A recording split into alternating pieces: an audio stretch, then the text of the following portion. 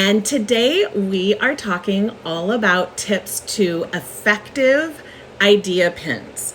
And so I'll go into a little bit about what they are and how they work, but mostly this is going to be focused on why you should be using them and the tips to making them the best idea pins. A lot of people are using idea pins. They're finding it a little bit overwhelming and time consuming, and I'm hoping that these tips will help you to make that a better experience. So my clients incorporate one idea pin each week, and it has improved their analytics from followers to clicks to saves, and engagement is through the roof for people that are using them on a consistent basis and in the way that I'm going to give these tips if you do them right? The other things that my clients do is repurpose them, because I feel like the best marketing system is going to take one central piece of content, whether that be your YouTube video, a blog post, or a podcast, and then breaking it up and using it all over social media. And whatever you create in terms of idea pins or content for Instagram, you want to reuse it across all the social media platforms, because we take a lot of time to create this content and we want to make sure that you're using it everywhere. Not everyone is going to be everywhere, and sadly, with the way that social media works, not everyone, not even your followers, are going to see all of your content on all of your social media platforms. So feel free to share away. So first, a quick introduction for anyone that doesn't know me. I am Jen Vasquez. I'm a marketing strategist who specializes in Pinterest and repurposing. I help clients go from that overwhelm of trying to do all the things to a streamlined system that is tailored to them and how they prefer to work to unleash the power of marketing to grow their business. I help clients with services for DIY like group coaching and VIP days, and I also have a done-for-you Pinterest management system. So what that means for you is that I do have experience on a multitude of different types of clients, from service-based to products. My specialty is localized service-based businesses, which is why for wedding pros in particular, it's really effective, because if you don't use location-specific type keywords, then you're putting out great content that might end up on a 16-year-old's future wedding board, right? You want to be very specific on who you can help so that those types of clients are resonated and come to you. So first, what are idea pins? Idea pins have been around for a couple years in beta, and they were known as story pins when they first came out. And then on May 18th of 2021, Pinterest told us they were taking them out of beta and they were changing the name to idea pins.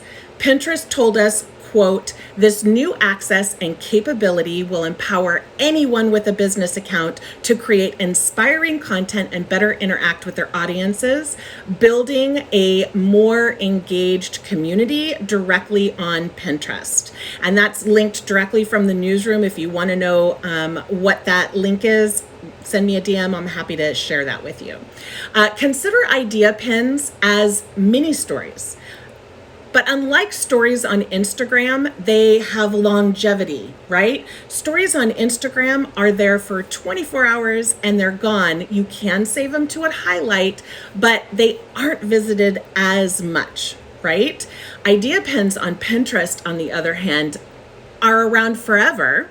They continue to give us engagement and analytics on an ongoing basis, and it just makes sense to use them. If you have a Pinterest business account, you can use idea pins because you have to have a business account, as a heads up, but you can use them to record multiple videos, add images, lists, and custom texts on a single pin. Like other pins, idea pins will stay on your boards once you've published them. Once you've published at least one idea pin, the pin will be displayed on your business profile at the very top of your created tab, along with all your other idea pins. So Pinterest likes to put these at the very top. So when you go onto your Pinterest page, you have what's called the feed. right? You are going to notice an immense amount of story pins on there before any other type of pins. They're served up about 41% times more than any other type of pin, according to some data that Tailwind created. And so you need to be in the game. So why should you use idea pins? Well, number one, they're easy to consume and people tend to take action on them. In fact, Pinterest's intent is for people to take action and inspire them with ideas presented. So you can have recipes. Obviously, most of us who are watching on live or in Clubhouse are using them to try to get clients, right? And so what happens is people don't want to use idea pins because they don't have a link. But when people click on your idea pin, and they will, because on Pinterest, people are trained to click that link. And when they click on that link, they automatically go to your Pinterest profile. Then they can follow you or see more information about you. But more important, one thing that most marketers don't think about is that these types of pins help in three ways. Number one, brand awareness. Number two, increased followers. And number three, which is the most important, is that it's higher engagement on your Pinterest profile, which signals to Pinterest that your information is valuable and thus will serve up your information to more people. And in fact, as a bonus, the boost in all these analytics mean that everything on Pinterest gets boosted. People notice pins getting more views when they start using idea pins, their regular pins. And you also want to, I'll go over that in the repurposing section. I go off on a tangent. So tips or things that you want to make sure to include so that you are effective when creating idea pins is number one, you want to have text on the cover. So idea pins are created directly in Pinterest. They can't at this point in time be put through a third party like Tailwind. So they are basically native to Pinterest. And even if you create them in Canva, you want to make sure that you don't put any text on that first page. You want to make sure that you're using the native text tool when you upload it to Pinterest to get more boost in your analytics, right? Just like with Instagram, when you use stories, if you use their stickers or their polls or their questions or things like that, you will get more oomph in your analytics. Same is true for idea pins. So you want to make sure you put text on the cover. And my suggestion always is to make sure that you have text that tells people what they're gonna learn. So the best idea pins, full disclosure, are the ones that are action oriented, and I'll go more over that in the a little bit later. But basically that means that you want to say, learn how to do XYZ in 5 steps, or 5 tips that will help you to write the best blog posts, or 5 venues that are the most beautiful in Santa Clara County, or something to that effect. Tip number 2 is you want to use 10 pages minimum. And the reason that means 10 pages includes the cover and the ending slide. You want to use 10. You can use up to 20, but you want to use at least 10. It's kind of the sweet spot. They say around 8 to 10. And I always say to use 10 because when we talk about repurposing a little bit later on, which I've alluded to, this is going to help you tremendously. And because every single page that's in this idea pin, they have to click to advance to the next one. So what that means is you're getting clicks, you're getting analytics, you're getting, more importantly, engagement.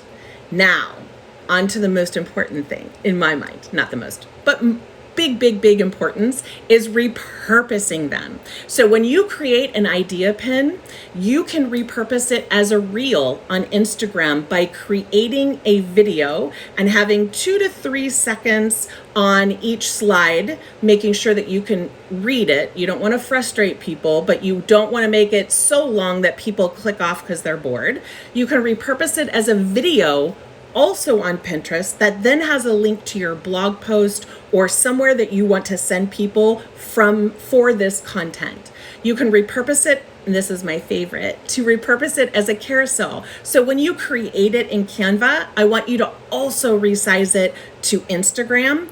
On the last page of the idea pin on Pinterest, you don't want to use a link, you don't want to use your logo, you don't want to use anything on there that will make your analytics go down, which it's proven to do when you use links and your logo and things like that. What you can say, which is really effective, is follow for more tips. Just kind of the same as Instagram, right? On Instagram, I would also include your Instagram handle when you resize it down to that carousel size. You can repurpose it as a video on Facebook. You can repurpose it as a video on TikTok. You can repurpose it as a collage on Facebook with all those images. You can repurpose it on a blog post. Most people don't even consider making it a graphic that you put on your blog post that gives all this information. And when you do that, you can embed that link, and then people can click on it and then go to your Pinterest. So you drive more traffic to your Pinterest or more traffic to Instagram, wherever or however you want to use that. So tip number 4 is to create idea pins as tips, how-tos, or actionable content. You can create something that's inspirational, like things that do really well is behind the scenes video and then all of the gorgeous images you created if you're a photographer. But what resonates more and gives you more engagement and more opportunity for people to work with you, which is why we're using Pinterest for marketing, is to put tips on those. So let's say you share a behind the scenes video and then all of the finished images. On each of the images, you can put a title that says pose tip number 1, pose tip number 2 for couples, pose tip number 3. You can create it to be actionable or information or how to or tips, even if it's inspiring content, because if you create something that's actionable, teachable, or educational, then people will want to save it. They'll want to maybe click on it and start following you, and maybe even click on your website to go to your website and find out how they can work with you. Tip number 5, this should be no surprise for anybody that's listened to me in the past. You want to include keywords everywhere. Keywords are super, super important. And if you're a location-based business, you want to be able to use location-specific terms. And don't just stick to your city. So for instance, I live in San Jose. I would put San Jose, I would put Santa Clara County, I would put Northern California, I would put California, I would put all the location-specific terms that will potentially get typed into that search bar from my ideal client, and you want to use them everywhere. You want to use a video if you can on the first page. What my clients have found out, all of my different clients from group coaching to done for you, is that when you include a video on the first page, it gets far more engagement, far more clicks, far more links, so much more of everything. And just like every other social media platform, video is king, right? And so including a video on that first page is one of the best things that you can do to get your information out there to more people. And my final tip before I take some questions is to fill out all the spots. Fill out all the areas. You want to put a text overlay that uses keywords on that first page. You want to use keywords within the title. You want to use keywords within the description or the listing. You want to use keywords in the tags that you tag it with. You want to use keywords everywhere because you want your content to be searchable on Pinterest, just like any other social media site. So now I will take any questions that may be out there. If you have any questions on Clubhouse, just raise your hand. If you are uncomfortable raising your hand, you can go ahead and send me a DM, and I'm super happy to answer you one-on-one as well. But anyone who's on here live, if you have any questions about idea pens, I am happy to take those now. I do see one question, and it says, what kind of content would be good for wedding photographers? Well, I'm also a wedding photographer, so that's an easy one for me.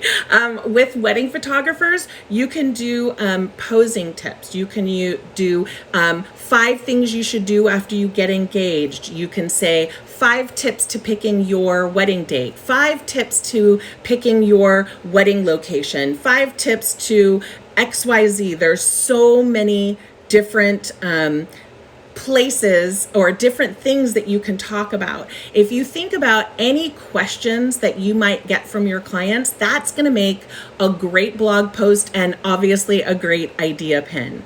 Linda, I'm going to ask you in just one second. I'm going to take one more question off of Instagram. It says, how-tos, what was the last? You said you post about tips, how-tos, and what was the last one? Oh, tips, how-tos. Even if you do inspiration, an inspiration type, you want to put something on there that gives them, that encourages them to follow along. So this is like a story from beginning to end, and you want to make sure you're taking them through steps to be able to learn something or have education in any way.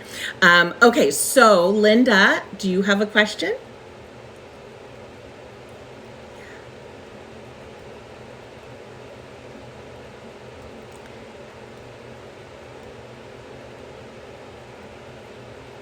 So Linda's saying, correct me if I'm wrong. You said that putting video on that first page of the idea pen is effective.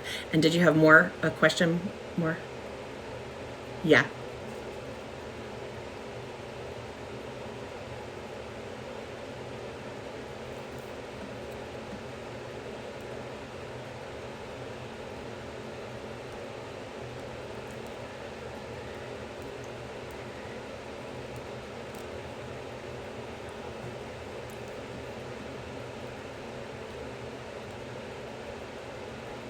Yes.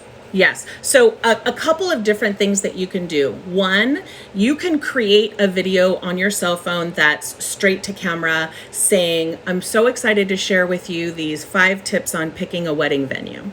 And then go to gorgeous images of wedding venues with tips on each of them.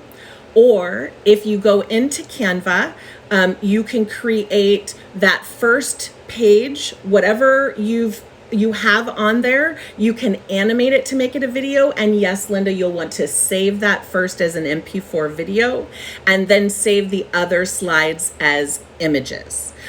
You can also, I have seen people effectively take a video and break it up into 10 or 15-second clips and then upload video clips. So you have video essentially on every single page. My recommendation on that is to include, when you're uploading it to Pinterest, the like text overlays that talks a little bit about each tip. And the reason is just watching a video sometimes can get old, right? And so you want to make sure that you're mixing it up and you're keeping people engaged all the way. Just like they say for reels or for stories even, you don't want to be straight to camera for like several different, several stories, right? You want to change angles, you want to zoom out or zoom in. Like, you want to keep it fresh and interesting.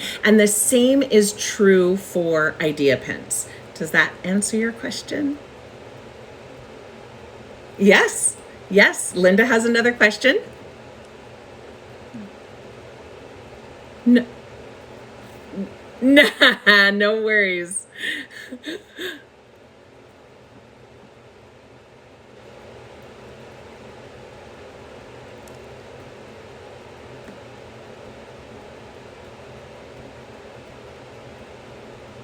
Mm-hmm.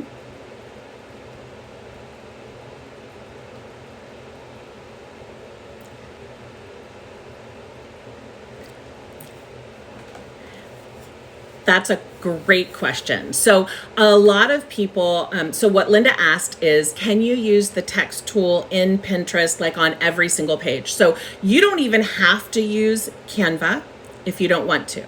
You can just upload a bunch of images into Pinterest in the idea pin in the order that you want and use the text overlay tool for all of the slides. The reason why my recommendation is to create it into Canva is so that you can then resize it and repurpose it and use it everywhere else you're going to use it. If you just create the idea pin with the text and everything there, then you're doing like more work over in Canva for all of your other social media platforms. So one thing that you can do is you can create an idea pin in Canva that's just the images, download them, upload them to Pinterest, and then add all of the text stuff if you want. Or you can add all the text stuff in Canva, but then you can also, even if you have like a title on the cover, you can still use the text overlay tool with a background color and cover up the text that you did in Canva and see if that gets you more engagement. So some clients don't see a difference and some clients do see a difference using the text tool only throughout.